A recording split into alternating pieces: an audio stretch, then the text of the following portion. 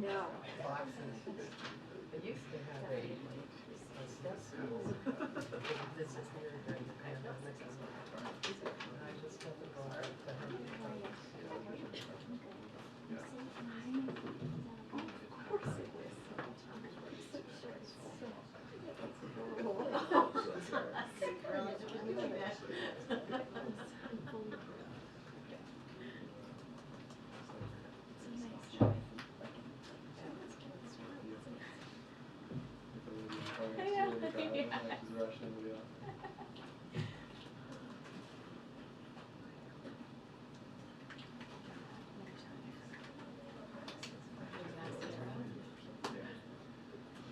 Watch out for Bob.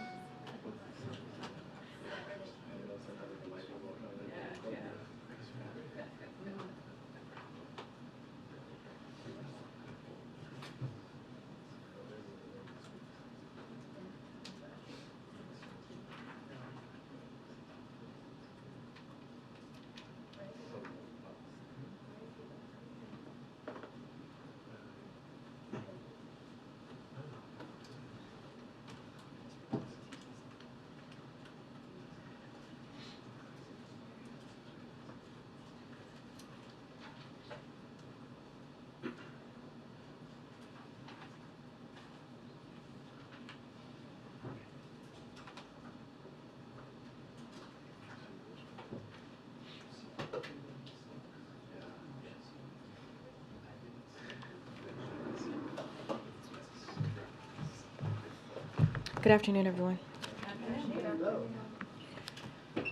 I wanted to start with a word about the horrific news out of Lewiston, Maine last night, where we saw another tragic shooting that has taken at least 18 lives, injured many others, and left countless people in grief, shock, and trauma. As the President said in a statement earlier today, he and the First Lady are praying for the victims and their families, for those still fighting for their lives, and for the families, survivors, and community members reeling from this latest act of gun violence. And importantly, we continue to urge all residents to heed the warnings and guidance of the local officials, and federal law enforcement are on the ground to assist with the response. During the state dinner last night, the President was informed and stepped out to receive an initial briefing of the shooting. Later, he stepped out to speak with Maine Governor Janet Mills, as well as Senators Collins and King, and Congressman Jared Golden. He pledged full federal support in the wake of this horrific tragedy. This morning, the President received another briefing on the shooting from senior advisors, and he ordered that the U.S. flag be flown half-staff at the White House and upon all public buildings and grounds out of respect for all the victims as well. So I want to echo the President's sentiments on this tragedy and the epidemic of gun violence in general. This is not normal. We cannot accept this. There have been literally hundreds of mass shootings in the last year alone, leaving empty seats at dinner tables across the country, and leaving those who survive these heinous acts both physically and mentally scarred. And while we have made progress since the President signed the bipartisan Safer Communities Act into law, much more must be done. And the President has been clear that executive action alone is just not enough. As the Vice President who oversees the newly established Office of Gun Violence and Prevention, stated during today's state luncheon, I know many of you watched very closely as well, and she said, it doesn't have to be this way. As our friends in Australia have demonstrated, again, it does not have to be this way. It's within Congress's power to pass legislation that will make our streets safer, that will make our communities safer, that will make our schools safer.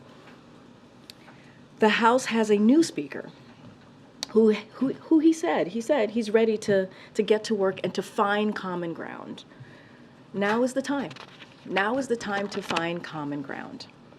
Let's work together to ban assault weapons and high-capacity magazines.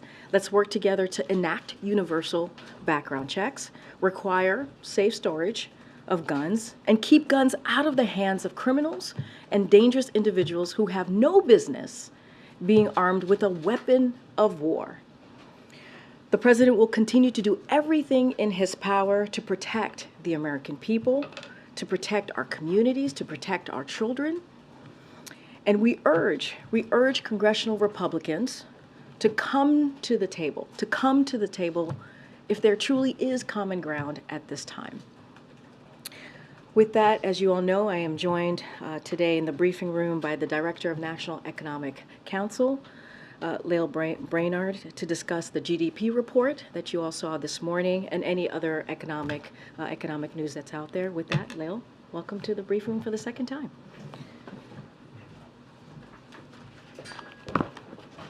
Well, we thought this might be a good moment to look back to this time last year and recall what the experts were saying about the U.S. economy.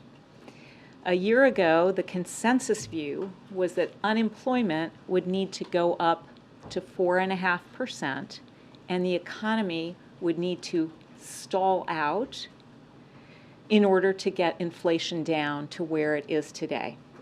It turns out that was wrong, and you can see that here in the chart. U.S. growth has been much stronger than the naysayers believed. Unemployment has remained below 4% this entire time, but inflation has actually fallen in line with that forecast. In fact, today we learned that GDP grew by 4.9% in the third quarter, even as core PCE inflation on a quarterly basis fell to 2.4%, its lowest level in nearly 3 years. That strong economy is a testament to the resilience of American consumers and American workers, supported by President Biden's plan to grow the economy by growing the middle class.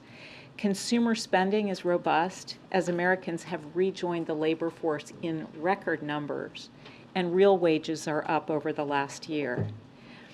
President Biden vowed to build the economy from the bottom up and the middle out, and that's exactly what we're seeing in the data. Last week's survey of consumer finances showed that Americans' median net worth is 37% higher than it was before the pandemic, adjusted for inflation. That's the largest gain in the history of the survey, and the wealth gains were strongest for the bottom half of the income distribution and for Blacks and Hispanic families that have traditionally not seen as large gains. Just yesterday, the UAW and Ford reached a historic tentative agreement that provides a record increase for auto workers and is a testament to the President's strategy to ensure a strong future for auto manufacturing here in America with good union jobs. That's good news for American workers and good news for the future of the U.S. auto industry. So in the data in that agreement, we can see that the President's strategy is yielding real results, even as we continue to work to bring costs down. Thanks, Lael. So the President celebrated the GDP report, saying that it's a testament to the resilience of the American consumer, but the report also showed that personal savings dropped by $360 million. Do you have a message to Americans who are dipping into those savings to afford the inflation? Well, again, as I said, what you are seeing is Americans are back in the labor force in record numbers, much higher participation that was anticipated, and higher than pre-pandemic. So they're at work, and that is showing up also in the wealth number. So if you actually look at American households' median wealth in inflation-adjusted terms, it's actually gone up since before the pandemic. So I think the U.S. consumer, U.S. workers, they are absolutely the reason that we're seeing this resilience in the economy, and they are actually seeing increase in their wealth over this period. Well, what about a message to Americans who are dipping into savings to afford their lifestyle? So I think that, again, because net wealth is rising, because real incomes are rising, because Americans are working, that's exactly what we would want to see in the economy. Are you no longer worried about a recession in the near term? So I think the data in recent months has all pointed in the same direction, which is that we are seeing strong ongoing growth with inflation coming down. We're seeing unemployment staying below 4%, 20 months in a row now, with inflation coming down. And so those data, which have been sustained now for a relatively long period of time, suggest that there's ongoing resilience there. We're seeing small business formation at a record rate. There's a lot of dynamism in the economy that people are really taking notice of.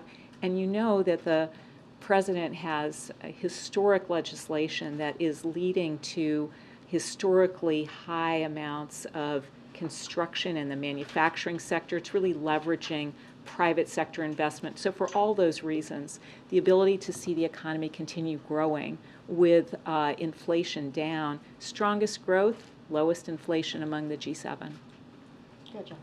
Thanks a lot. Since this GDP number was released, student loan repayments have begun for tens of millions of Americans. Is this a headwind that you see in the U.S. economy for Q4? What other Like to see student debt relief go forward. He's continuing to look to find avenues to do that in the wake of the Supreme Court decision.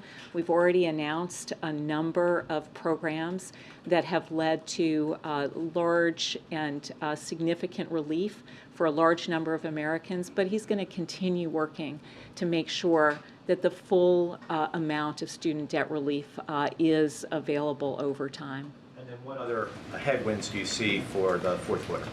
So right now, what we see going into the fourth quarter is continued ongoing investment on the basis of the clean energy tax credits and the CHIPS program, the infrastructure law. So there should continue to be a lot of private sector interest. We certainly see it in the numbers, $614 billion worth of private sector investment on the basis of those laws. So those things I think will continue to provide uplift. The global economy, there's some soft spots there, so perhaps a little headwind there. Last question, go To follow on the consumer spending side, do you expect the pace of consumer spending to ease in the coming months? And a follow-up on that if I can. You know, there is the possibility that from quarter to quarter, you see some variation. So it's hard to know right now what retail spending and consumer spending more broadly is going to look like. Again, consumers have good sources of income, real wages rising, strong employment, strong participation in the labor force. But from quarter to quarter, we could certainly see variations in the relative contribution of consumers relative to business investment, for instance. And how do you see the recent spike in borrowing cost affecting consumer spending? So certainly consumers and businesses are taking into account the cost of credit, and that is, I think, a headwind on the economy.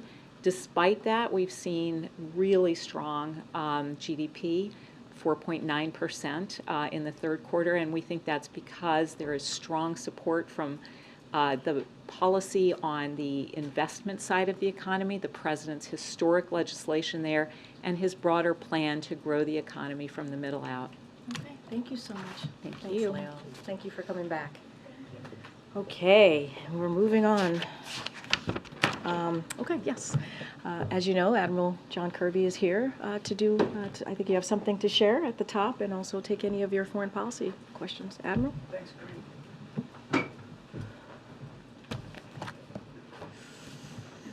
Good afternoon, everybody. Let me start. I've got a couple things I want to get through. Let me start with the Middle East. The president continues to be routinely updated by the national security team on the situation there.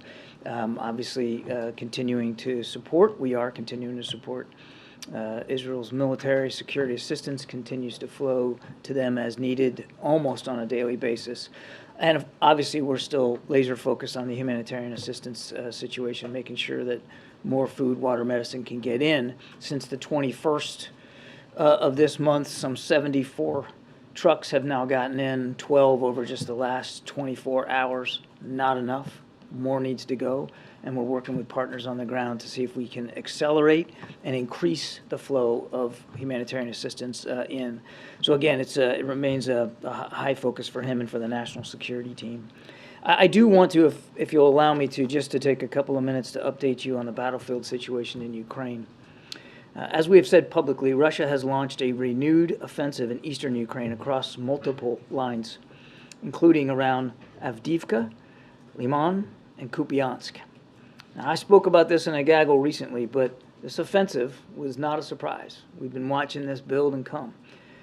We've warned that President Putin still aims to conquer Ukraine, and we've been working to ensure that Ukraine has the equipment it needs to defend its territory. Just today, you may have noticed, we announced another package of security assistance, which includes air defense capabilities, Javelin anti-tank missiles, more artillery ammunition, and more ammunition for the high-mobility artillery rocket system, otherwise known as HIMARS. Thus far, using all these capabilities, the Ukrainians have been able to hold on and hold on the defense against this offensive, successfully repelling Russian tank columns that have been advancing on Avdiivka. Since the 11th of October, Russia has suffered significant losses in this offensive attempt of theirs, including at least 125 armored vehicles around Avdiivka and more than a battalion's worth of equipment. We expect more Russian attacks to come. This is a dynamic conflict, and we need to remember that Russia still maintains some offensive capability and may be able to achieve some tactical gains in the coming months. Now, to pursue that outcome in Avdiivka and elsewhere on the battlefield, Russia continues to show no regard for the lives of its soldiers. We believe they have suffered thousands of casualties in their effort to conduct this offensive, some of them on the orders of their own leaders. We have information that the Russian military has been actually executing soldiers who refuse to follow orders. We also have information that Russian commanders are threatening to execute entire units if they seek to retreat from Ukrainian artillery fire. Russia's mobilized forces remain undertrained, under-equipped, and unprepared for combat. As was the case during their failed winter offensive last year, the Russian military appears to be using what we would call human wave tactics, just throwing masses of these poorly trained soldiers right into the fight. No proper equipment, no leadership, no resourcing, no support. It is unsurprising that Russian forces are suffering from poor morale, given all these conditions. Russia's renewed attempt at an offensive is a sobering reminder that President Putin is not giving up on his aspirations to take all of Ukraine. And as long as Russia continues its brutal assault, we have to continue to support the Ukrainian people in their self-defense. Because his intentions are clear. You heard the president talk about this last week. He basically said that if Western weapons to Ukraine stopped, Ukraine would have a week to live. So, to ensure that we can continue to do that, it's critical that Congress step up and pass the supplemental request that the president put forward last week, which included a significant amount of resources for Ukraine, for their self-defenses, for their humanitarian and economic needs. It's time now to move forward with that supplemental funding, because time clearly is not on our side or on that of Ukraine going forward. So with that, take some questions. The president yesterday, John, said he has no confidence in the death toll numbers presented by the Palestinians in Gaza. What's he basing that on? How did he reach this conclusion? Well, we all know that the Gazan Ministry of Health is just a front for Hamas. It's run by Hamas, a terrorist organization. I've said it myself up here. We can't take anything coming out of Hamas, including the so-called Ministry of Health, at face value. And secondly, the president's talking more about humanitarian pause and reviving the Israeli-Palestinian peace process. What's prompting this tone shift? So, two thoughts here, Steve. For one, the president has never backed away or never stopped affirming the need for a two-state solution. since coming into office. We've been working on that very hard. And I know it's a lofty goal, and it's taken a lot of people a long time to try to get there, and we haven't gotten there. But he's not stopped working towards that goal, and he still believes, as he said yesterday, that when this conflict is over, that still has to be the goal we're driving to, a state for Palestinians that they can live in peace and security and justice. That is a strategic long-term goal. In a tactical sense, as Secretary Blinken said, we do think that there should be consideration made right now for humanitarian pauses. These are localized, temporary, specific pauses on the battlefield so that humanitarian assistance can get in to people that need it, or the people can get out of that area in relative safety. That's what a humanitarian pause is, and we think it's an idea worth exploring. Just to follow up on the first thing that Steve asked you quickly about the president's lack of confidence in the numbers that we're getting out of Gaza right now. As you noted, the Gaza Health Ministry is run by Hamas. But to be clear, the president and the White House, you don't dispute that thousands of Palestinians, many of them innocent civilians, have been killed by Israeli strikes so far, do you? Of course not. We absolutely know that the death toll continues to rise in Gaza. Of course we know that. But what we're saying is that we shouldn't rely on numbers put forth by Hamas and the Ministry of Health. So they say it's more than 7,000. Is there any way to assess how many it is? Or I mean, the president said it was a pretty dramatic moment when he said, "Yeah, we don't have any confidence that." We respect that you can't take Hamas at its word, but it does appear by all independent journalism, including that by a lot of people in the room, that thousands of Palestinians have been killed. We would not dispute that. Okay, now let me ask you if I can very quickly. Is the White House satisfied that Israel, to this point, has obeyed the laws of war, the rules of the war, as the president has indicated, and is Israel, in the White House's view, doing enough to this point to protect innocent lives? Again, we're not going to react in real time to events unfolding on the battlefield and every allegation and every strike. We're just not going to do that. But that means it's not until the war is completed that you guys can have an assessment of whether I didn't say that either. I just said we're not going to react in real time here, Peter. We have been in constant touch with our Israeli counterparts since the very early hours of this conflict to make sure we're asking them the hard questions that we want them to ask themselves, and to reiterate, as the president said yesterday, to reiterate that there is an added burden here on Israel to make sure that they are doing everything they can to minimize civilian casualties, and we're in constant communication with them about that. Thanks, Karine. John, to follow up on my colleagues' questions, does the president have faith in the numbers released by the West Bank Ministry of Health, which is run by Palestinian authorities, that says there's been more than 100 West Bank Palestinians killed by what the president called extremist settlers? I know of no dispute with the rough numbers coming out of there either. We know that there's been quite a bit of violence in the West Bank as well. Obviously, the casualties are nowhere near the numbers that we're seeing coming out of Gaza.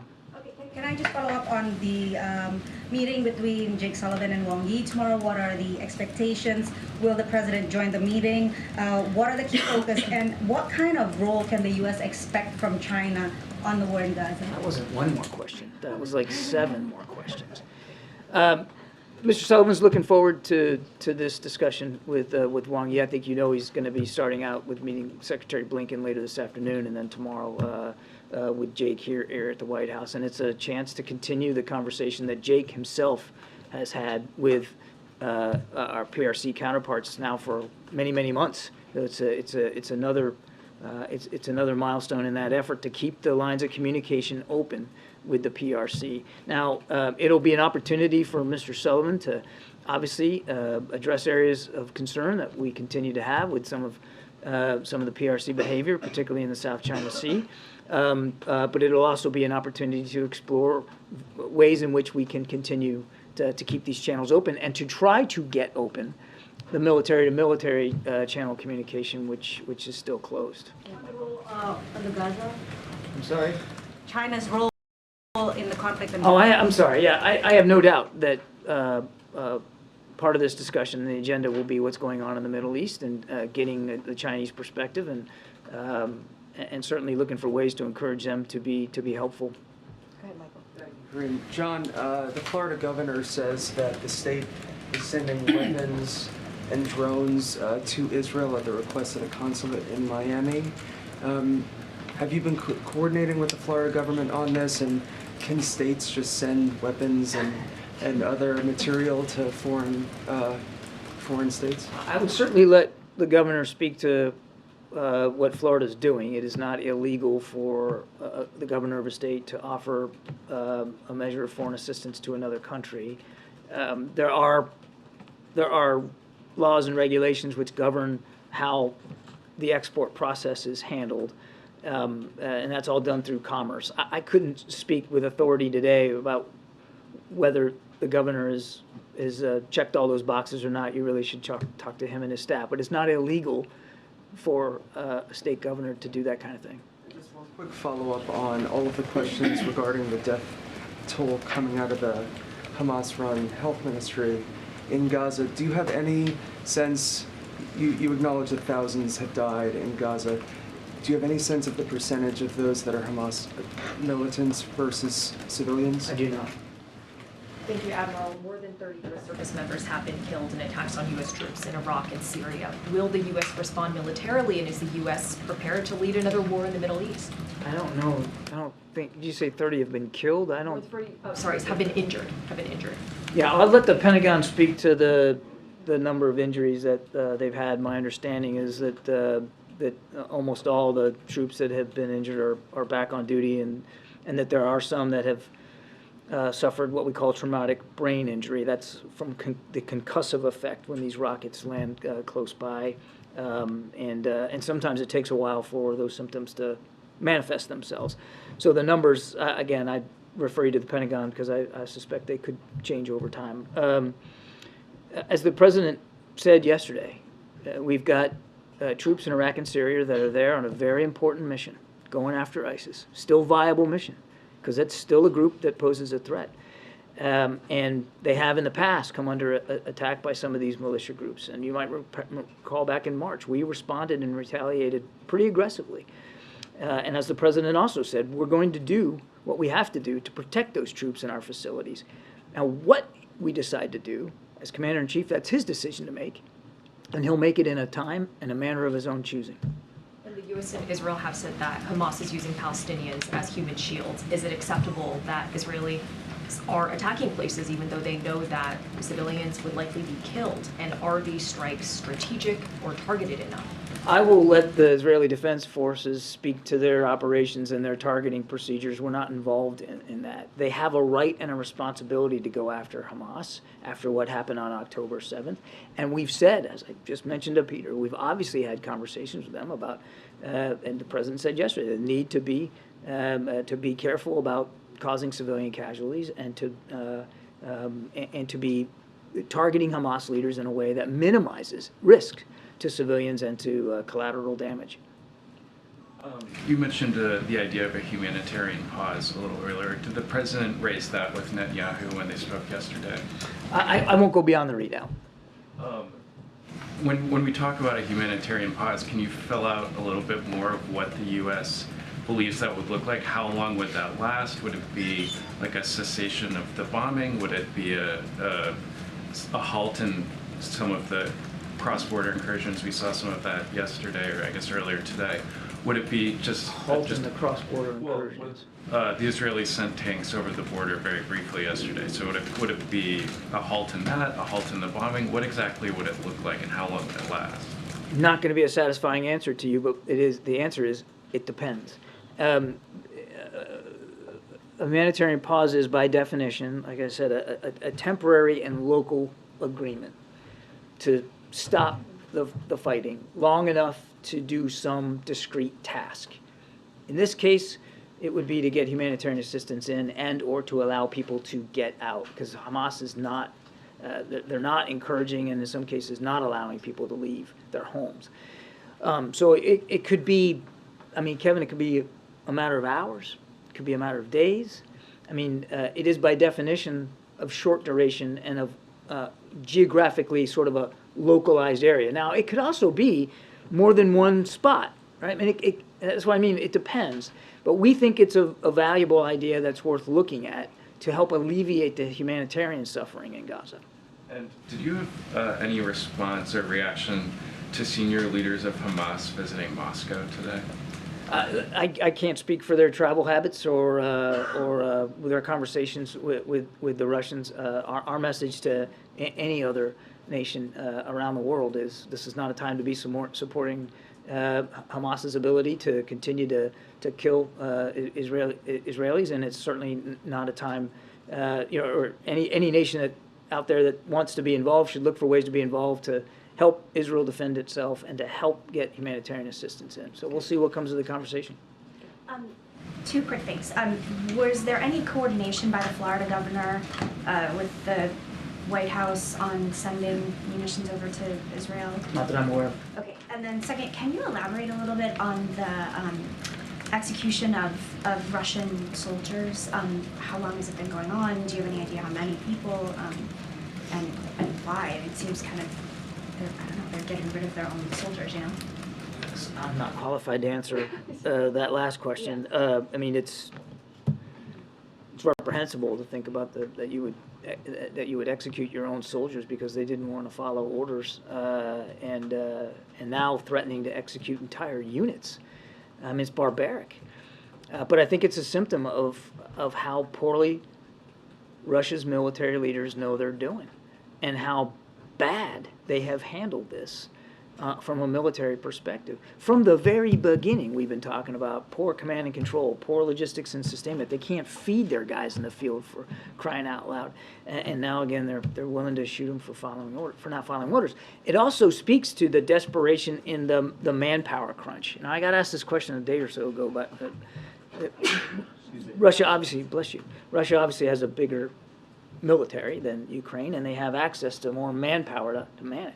But they are in such desperate need to make some kind of progress, particularly in the Donbass, the Donetsk area, that they are literally throwing young men into the fight who haven't been properly trained, haven't been properly equipped, and certainly are not being properly led. Thank you, Karine. John, the president said that if Iran or its proxies attacked U.S. troops, that we would respond. So what is he waiting for exactly? He did say that. Where's the response? He said that. And he said that we will... Repeating the warning is the response? Jackie, come on now. It's not his question. I'm not going to telegraph punches here from the podium. We have responded and retaliated in the past, quite aggressively, in fact, back in March.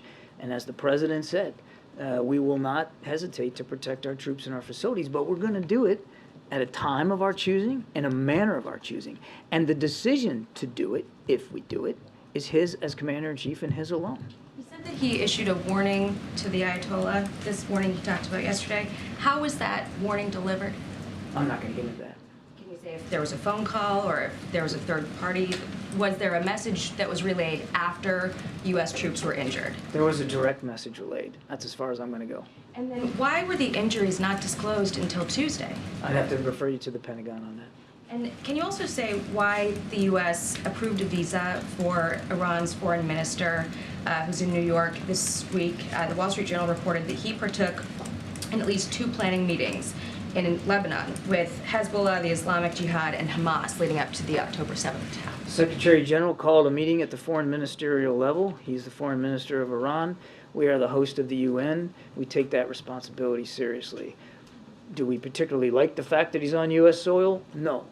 But unlike a lot of other countries around the world, we take those responsibilities, those rules seriously, and so we allowed him to come in to attend these meetings. And we hope, quite frankly, we're certainly going to take advantage of the opportunity. We hope others at the UN take advantage of the opportunity to ask tough questions of him and what his country's doing to support these militia groups and what his country's doing to support Hamas and Hezbollah. This is an opportunity for world leaders up there in New York to make their perspectives and their concerns known directly to the Iranian foreign minister.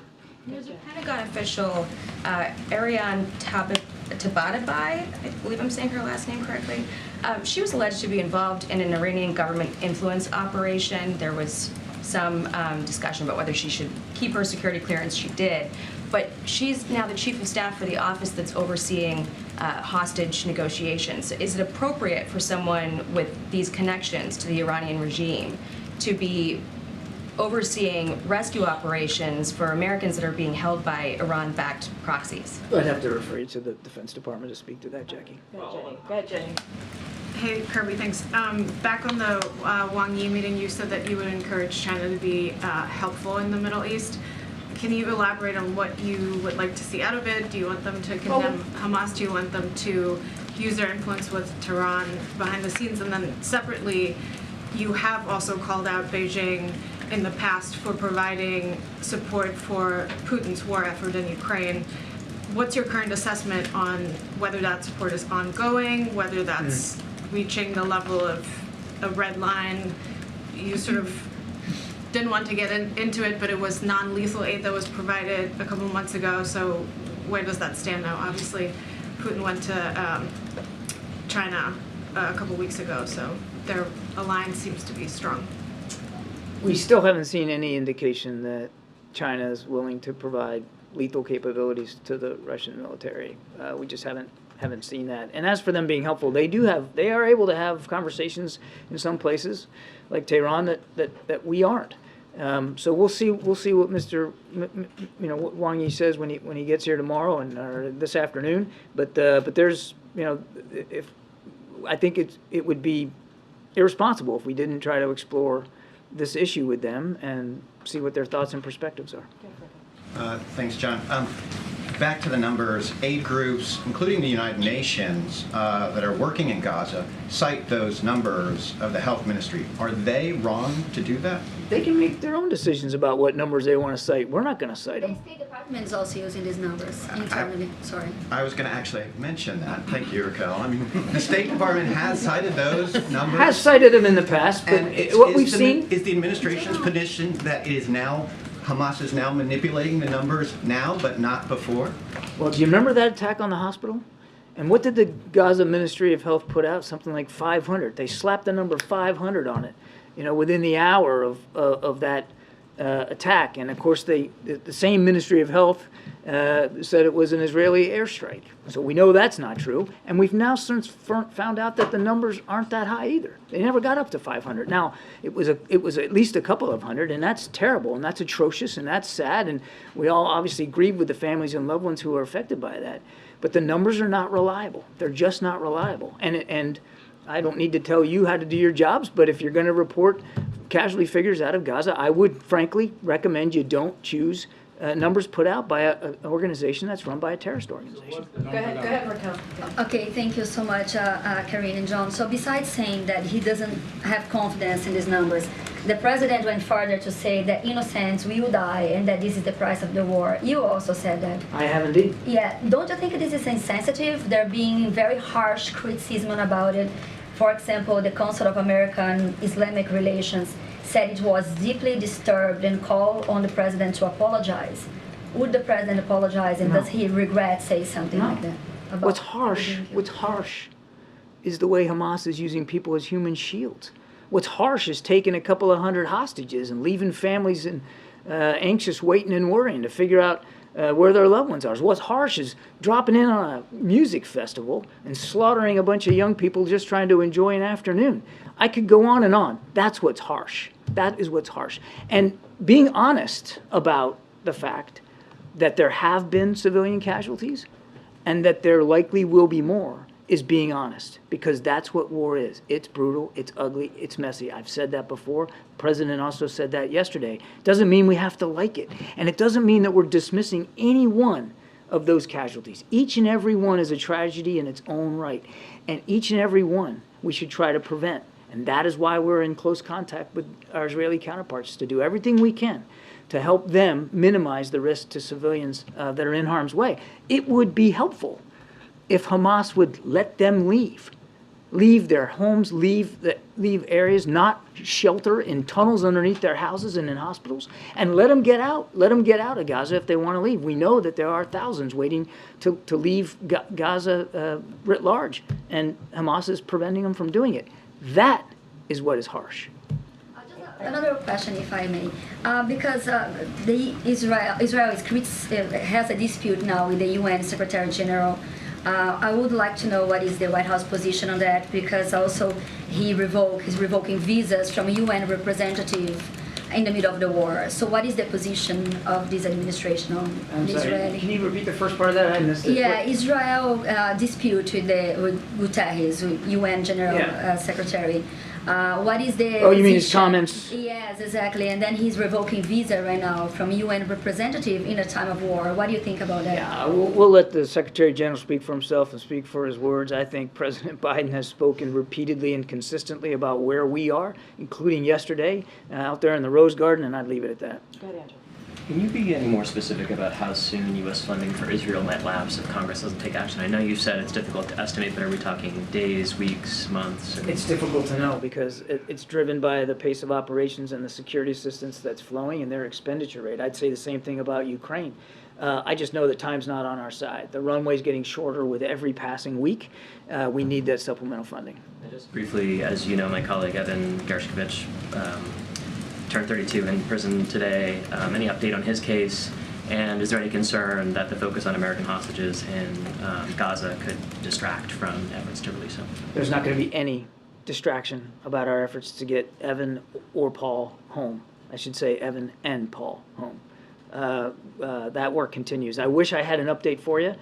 I don't, except to say that the team has not stopped working on both of them and trying to get them out. But we just don't have a negotiation to speak to and no progress to make. But it is very much an active effort. And again, our thoughts continue to be with both families. Admiral, as you know, Al Jazeera journalist Lael was found and was killed by an Israeli airstrike yesterday. His family was told to take refuge at a camp where they'd be safe, and it happened while our bureau chief was reporting live on air. This is coming as reports are emerging that the Secretary of State also told Al Jazeera to tone down its coverage of the war in Gaza. Does the President believe that targeting Al Jazeera journalists and their families should end? The President doesn't believe that targeting journalists at all in any way is appropriate, but I can't speak to the specifics of that case. I've seen the reporting, and certainly our thoughts and prayers go out to his family. I mean, that's just horrible. But I can't speak to the circumstances in which that strike occurred. But make no mistake, the President believes strongly in what you all do for a living and how you need to be able to do that freely and securely. And we know that all of you take great risks sometimes in doing that job. Talking about Al Jazeera journalists specifically in light of the reports that Secretary Blinken approached the Qatari government asking us to tone down our coverage. So you're asking me in the context of do we have some kind of beef with Al Jazeera? Yes. I'll let the Secretary and their staff speak to his conversations in the region. I won't do that. We recognize Al Jazeera as a valuable voice and an outlet that has incredible reach in the region and beyond. I don't need to tell you that. It's truly a global network, and we value the work that you do. Just a quick question, just because the Committee to Protect Journalists says that at least 24 journalists have been killed in Gaza trying to cover this story. Are you concerned that Israel is trying to silence journalists who are trying to tell both sides of this story, including our Al Jazeera Arabic bureau chief? I've not seen any indication whatsoever that Israel is going after journalists, in particular because of them trying to tell the story. I've seen absolutely zero evidence of that. That's an unfounded allegation. Go ahead, Nancy. Admiral, do you have any update at all on the progress of the attempts to have hostages freed? Nothing that I can speak to today, no. And the President said yesterday that he has conveyed to the Prime Minister that if there is any way to buy some time to free these hostages, that there should be a humanitarian pause. But if there is no progress, how long should that pause last? It should last as long as we need it to last to get the hostages out. But to Kevin's question, I mean, a pause is by definition temporary and perhaps localized. Again, we can't assume that all these hostages are in the same place or in the same sets of conditions. And while I don't have anything to specifically report out to you today, I can promise you, to your question of no progress, I can tell you that we're working on it very hard with our partners in the region. We want to see all those hostages released. Right, I guess what I'm saying is, does Hamas need to show some effort to release more of these hostages in order to justify a humanitarian pause? Well, again, that gets into negotiating tactics, and I'm not going to do that. I mean, it would be foolhardy for me and dangerous if we started negotiating here in public in the briefing room about how those hostages can, how we can work to get them out. We need to keep that in private diplomatic channels, but the work is ongoing and aggressively so. And Hamas recently said that 50 of the hostages have been killed in Israeli bombing raids since the conflict began. You've talked a lot about the fact that the U.S. doesn't trust the numbers that are coming from Hamas, but do you have any way to independently verify whether that figure is correct or not? No. Good, Dan. Thanks, Karine. Thank you, everyone. On the visit of the Chinese foreign minister, sorry if I missed it, but did you say if we can expect the president to drop by on that meeting tomorrow? I don't have anything on the president's calendar to speak to. Go, Jay. Thank you, Karine, and thank you, Admiral. I just want to start off by saying anyone who's got beef with Kimberly is going to have to deal with me first. I'm sorry? Anyone who's got beef with Kimberly is going to have to go through me first. Okay. That's why I consider myself fair warned then. Yeah. I've got one question and one follow-up regarding the two-state solution. What is the president's vision for what that would actually look like? And are there any preconditions or contingencies that would be in place? And we're not there yet. I mean, obviously, the idea of a two-state solution, it's not a new idea. And it's one that President Biden has believed in for a very, very long time through all his foreign policy experience. Getting there has proven difficult. I don't need to tell you that. And obviously, it's going to remain a difficult task. But what we hope is that it's not illusory, that it's not impossible. But what that could actually look like once we can get folks to the table, I mean, all of that would have to, that will come in the future. I couldn't possibly begin to describe exactly what the parameters would look like right now. Okay, so there's a Gallup poll that came out about a month ago that shows 72% of Palestinians are against a two-state solution, the highest it's been since they started polling this question, I believe. And furthermore, they showed 84% don't have confidence in this current administration's ability to bring about a peace agreement. How do you work with those kind of numbers? We just keep working towards the goal. I mean, recognize that there's different opinions out there, but we don't enact policy. We don't pursue the potential and the promise for peace and security in the Middle East based on opinion polls. Last question, Lily. Thank you. Why do the president believes that the recently announced India, Middle East, Europe economic corridor threatens some players in the Middle East? Say it again. President has said over the last week twice that this is an instinct that the IMEC corridor announced with the G20 summit may have precipitated Hamas terrorist attack against Israel. So my question is... I think you misunderstood him. What he said was that he believed that the normalization process and the agreement that we were trying to reach between Israel and Saudi Arabia for normalization, which we believe is an important stepping stone to getting to a two-state solution, was what may have motivated Hamas to conduct those attacks. I think you misunderstood what he actually said. One more question. Thank you. Can I ask one more question? That's up to Karine. Karine says yes. Has Canada shared with you any evidence of its allegations against India? I won't talk about intelligence matters one way or the other, certainly not from here. Thank you, everybody. Thanks, Admiral. Thanks, John. Thank you so much. Okay. All right, Colleen, good to see you. Has the new speaker been invited to the White House? And is the president concerned about working with the new speaker given his track record on gun control, on abortion, on the 2020 election? So a couple of things.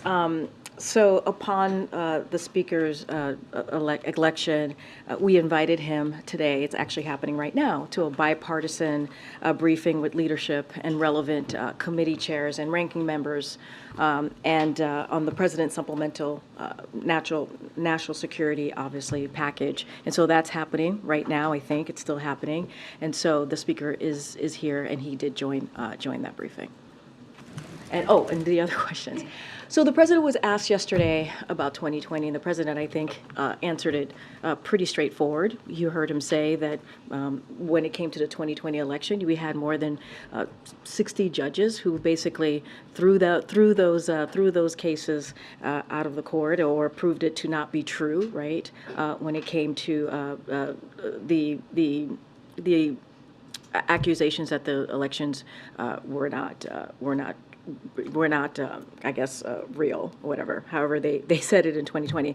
But also, a Trump administration said the 2020 election was the safest, was the safest election that we've ever had, right? And you heard that from the Trump administration. And the president also said that, he understands the Constitution. So the president answered that question. Look, more broadly as it relates to the speaker, the president has said that once Congress, the House conference, was able to get their affairs in order after spending 22 days to pick a speaker in their chaos that we have seen them do the last 22 days, once they figured that out, he would be willing to work with them in good faith to get things done on behalf of the American people. We've been able to do really big things in a bipartisan way, whether it's the Chips and Science Act, whether it's the infrastructure law. We've been able to do that to deliver for the American people, and the president wants to do that. He wants to continue that progress. And let's not forget, in the midterms, the American people were very clear. They want to continue to see that type of bipartisanship. They want us to continue to grow the economy. And so that's the president's focus. He's willing to do that. He's willing to take up the speaker's words on working on common ground to make that happen.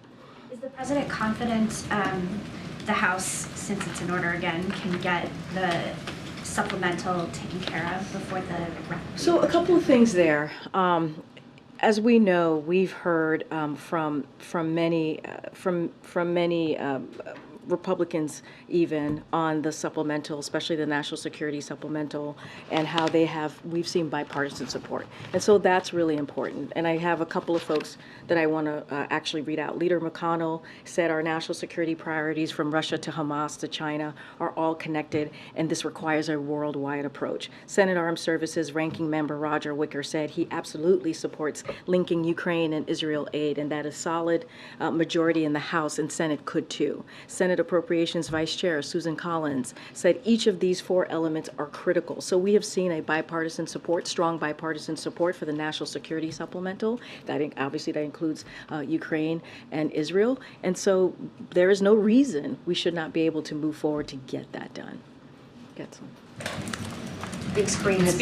Sorry. Thanks, Karine. So Speaker Johnson's voting record shows that he is strongly opposed to gun safety legislation. Even when Democrats controlled Congress, they could not pass the universal background checks or the assault weapons ban. So what realistically can get done with this speaker? How can a deal around this be cut? Look, I hear the question. I mean, look what just happened last night.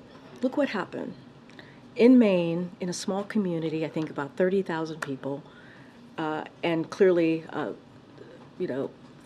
the gunman is still at large. And so it's a dynamic situation on the ground. But as far as we know, 18 people were killed.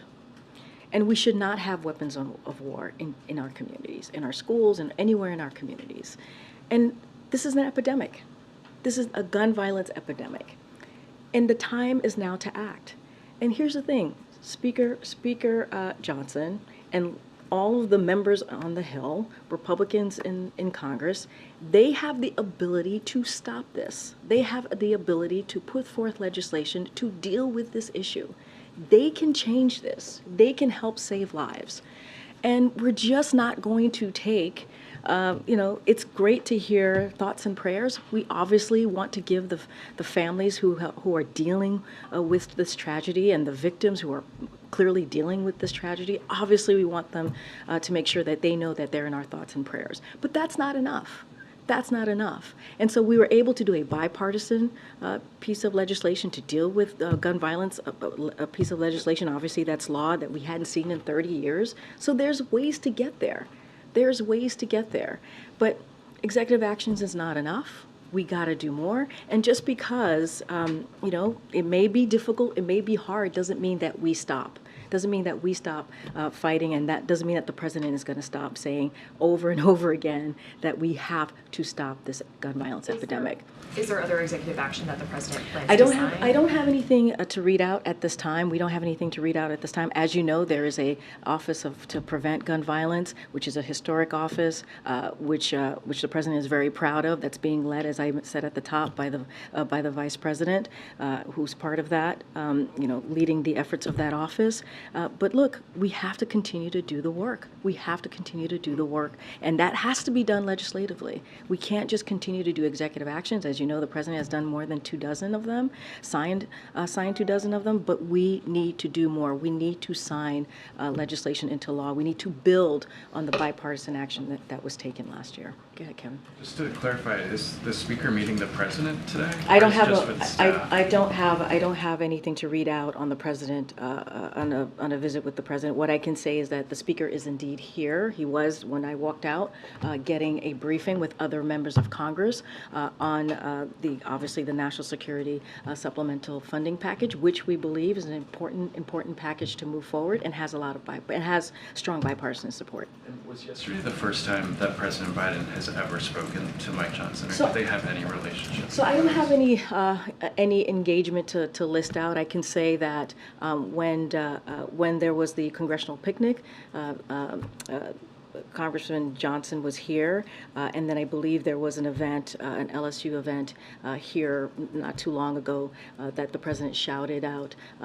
Then obviously Congressman Johnson, because he had attended. I just don't have any other specific engagement to call. In the gun violence prevention office that you just mentioned, are you able to give us any sort of brief? I know it's been in place for a little while now. What exactly has it been doing? Like, what are the meetings like? Are they talking about executive actions? Are they talking about potential new legislation? Are they soliciting recommendations?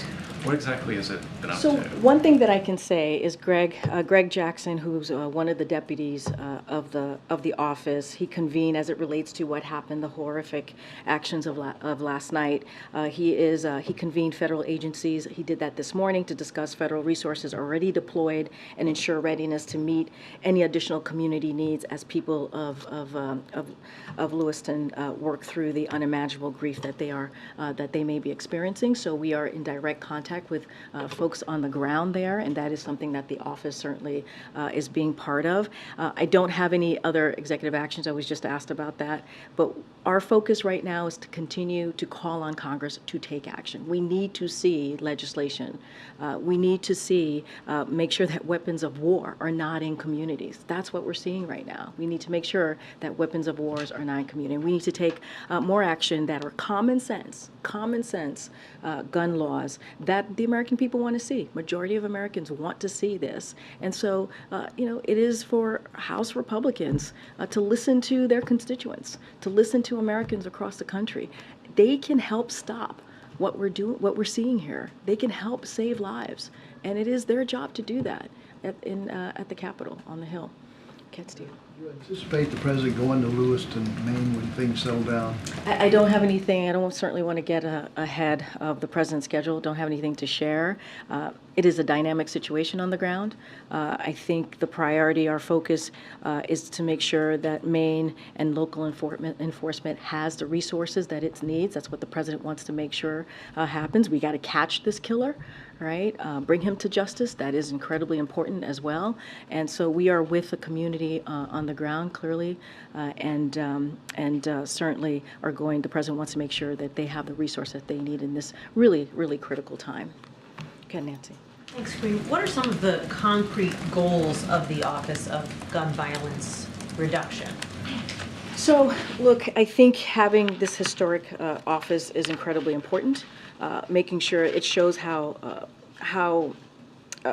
critical we see this epidemic that's happening certainly across the country, and want to make sure that we do everything that we can to save lives. Look, one of the things as well that we want to do is make sure that we offer any type of emotional, mental assistance. That's going to be done through the office. We want to see what other executive actions can be done. We believe that legislation is the way to go, but there might be additional executive actions that can be done. So we want to make sure that we look at, that's one of the things the office is doing, looking at all of the potential options that we can do to continue to build on what the president has been able to do, having conversation with communities on the ground, listening to them, taking in advice on what it is that they further actions that can be taken on the ground. So there is, this office is, I think, critical at this moment as what we're seeing with these communities really going through this horrific epidemic. When you see guns being the #1 killer of children, we have to take action.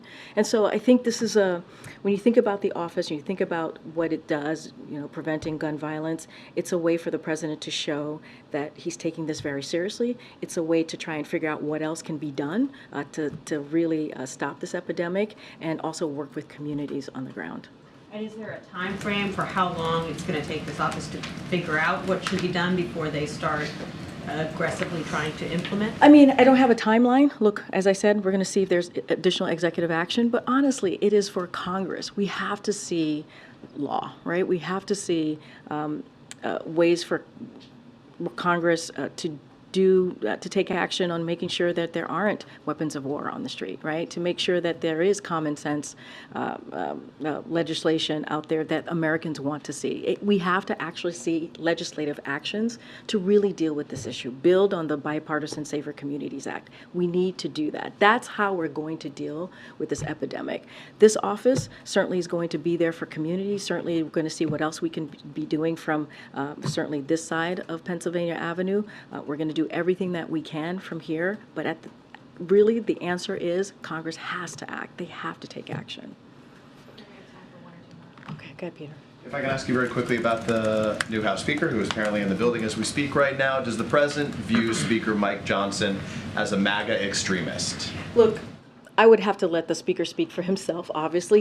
I think he has defined himself as that way, so he's going to have to answer that question for himself. What we can say is we want to move forward on making sure that we get the work done on behalf of the American people. The president is willing to do that in a good faith fashion, as we have been able to do that on many bipartisan laws now that the president was able to push through Congress with Democrats and Republicans. That's what we want to see. And just to be clear, I asked that because the president last month, when he was speaking at in Arizona in honoring his late friend John McCain, said their extreme agenda, referring to members of what he described the MAGA Republican extremists, their extreme agenda, if carried out, will fundamentally alter the institutions of American democracy as we know it.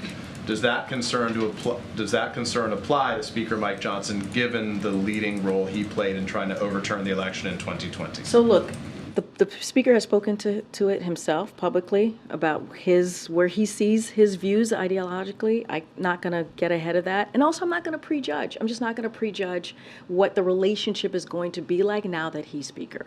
I'm just not. So what he did in the past, you're willing to relieve that if he acts in good faith going forward? We want to make sure that the president wants to make sure that we get the business of the American people done. There is so much to get done. I was just asked about the National Security Supplemental. We need to get that done, right? We need to make sure in 21 days there is not a shutdown. And that is the job, right, of Congress to make sure that they get that done. Look, there is, the moment that we're in right now should not be about partisanship. The American people don't want to see that. They want to see us work in a bipartisan way. The president, as you know, is a president that believes in bipartisanship. He believes on bringing both sides together. He has done that in the last 2 years. And so he wants to continue that. But as far as the speakership, look, we're going to see how that goes. That is, I'm not going to prejudge what that relationship is going to look like moving forward. All right, go ahead, Kevin. You said you don't want to prejudge, but the Biden campaign put out a statement yesterday calling Johnson MAGA, Mike Johnson extreme, and a loyal foot soldier of President Trump. I mean, does that sort of break with your message here? Look, I'm not going to speak to what the campaign does. That's the campaign. I'm going to speak to here right now in this administration, speaking for the president in this administration.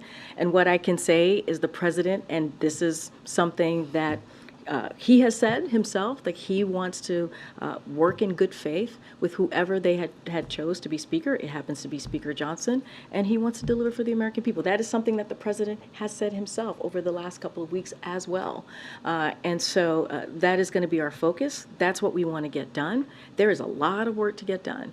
We have two supplementals that are out there. One is the domestic one is the national security supplemental. They are urgent. We believe are urgent needs as we speak about our national security, as we talk about disaster relief, right, child care.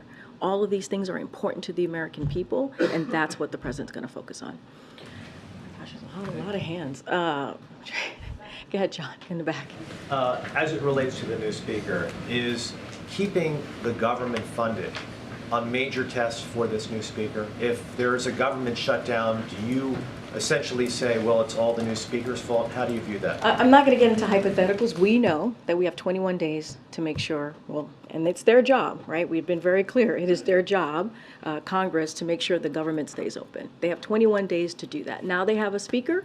Now they have to make sure that we do that continues, that the government stays open, that we don't have our military or federal employees not getting paid on critical programs that are out there that the American people need. That needs to continue. And so we'll see what happens. Again, 21 days to get that done. As it relates to other priorities that the president has that we believe are bipartisan priorities. I just talked about disaster relief. I talked about child care. All of those things are bipartisan support. So we believe those things can get done. I'm getting pulled by the team here. Okay, guys, we'll be back tomorrow. Okay, go ahead. You have the last question. Okay. Nope, right here. Thank you. Yeah. California Governor Gavin Newsom is currently in China and met with President Xi yesterday. Has the White House coordinated with him at all on this visit, and did the White House sanction this trip?